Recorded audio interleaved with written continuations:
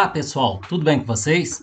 Eu sou o professor Aguinaldo e hoje nós vamos falar um pouquinho sobre conjuntos numéricos.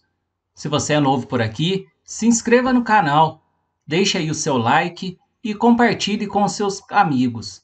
Não deixe de ativar o sininho para receber a notificação dos nossos próximos vídeos. Vem comigo! O nosso tema de hoje então é conjuntos numéricos.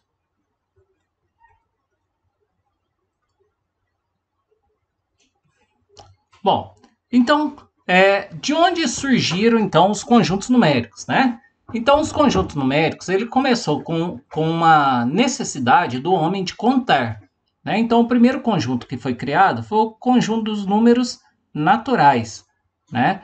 E o conjunto dos números naturais, ele é composto pelo conjunto dos números utilizados para contar.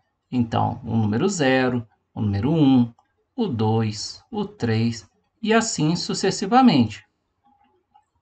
Bom, com o passar dos anos, nós tivemos a necessidade de fazer trocas, e nessas trocas, uma pessoa ficava devendo para outra, né? Então, houve a necessidade de criar um número, né? Que é o conjunto dos números inteiros, que correspondia a todos os números naturais e também os seus números opostos. Então, eu tinha os números que vêm desde lá de menos infinito, né? Até chegar nos números menos 3, menos 2, menos 1, 0, 1, 2, 3 e assim por diante. Bom, houve um momento em que os homens deixaram de ser nômades e foi necessário medir terras.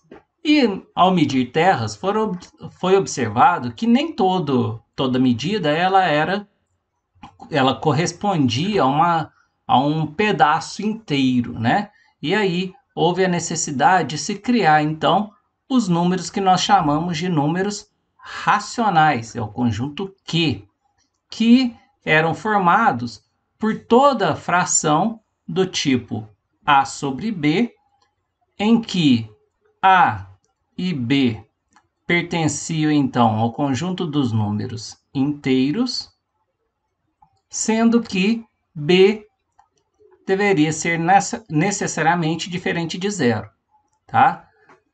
Nessas condições, eu teria aqui todos os números inteiros, consequentemente todos os números naturais, e também teria aqui todos os números decimais, que eram decimais exatos e os decimais que nós chamamos de dízimas periódicas, que são aqueles números infinitos onde existe um período que se repete infinitamente.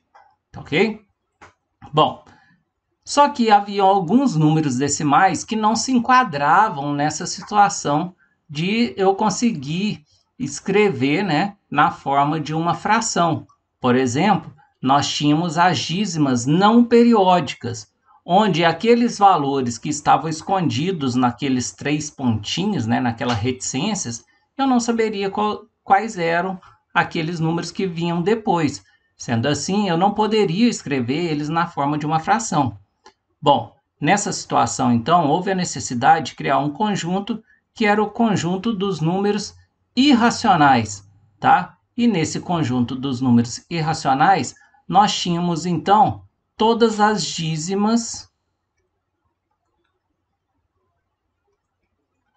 não periódicas.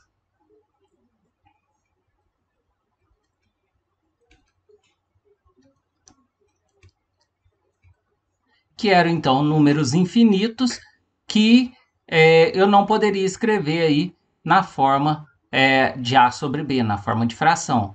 Aqui nós encontramos também algumas constantes conhecidas, como o número π, o número de Euler, né? Que são aí algumas constantes conhecidas. Outros números que nós podemos colocar aqui são todos os radicais que não são exatos. Quando eu faço, então, a união do conjunto Q, que é o conjunto de números racionais, com o conjunto I, que é o dos irracionais, eu tenho então um conjunto que é chamado de conjunto dos números reais. E o conjunto dos números reais contém quase todos os números que nós conhecemos. Eu digo quase porque no conjunto dos números reais existe uma forma de número que é a raiz, o radical, né, de índice par de números negativos, que não está contemplado dentro desse conjunto. E aí é necessário criar um novo conjunto, que é o conjunto dos números complexos, o conjunto C, que ele contém, então, números da forma A, Z, né? Z igual a mais BI, em que A e B são valores aí reais, tá? E o I é o que nós chamamos de unidade imaginária. Então, o I, que no caso é chamado de unidade imaginária,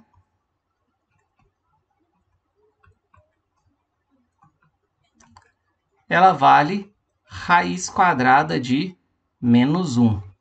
E aí, com a criação dessa unidade imaginária, nós podemos então resolver algumas questões que, dentro do conjunto dos números reais, não é possível. Tá ok? Bom, utilizando esses conjuntos numéricos, então eu posso criar aqui uma situação que é a relação de pertinência entre esses conjuntos. Então, nós temos, dentro dessa situação, um primeiro conjunto, que é o conjunto dos números naturais, que está dentro do conjunto dos números,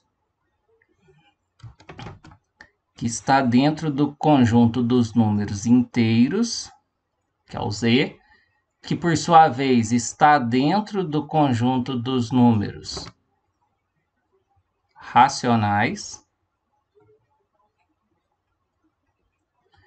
Bom, existe um conjunto à parte, que é o conjunto dos números irracionais, e quando eu faço a união desses dois conjuntos,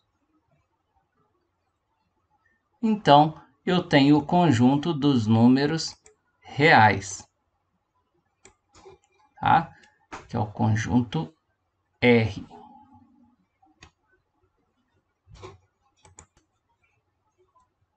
Que é o conjunto dos números reais.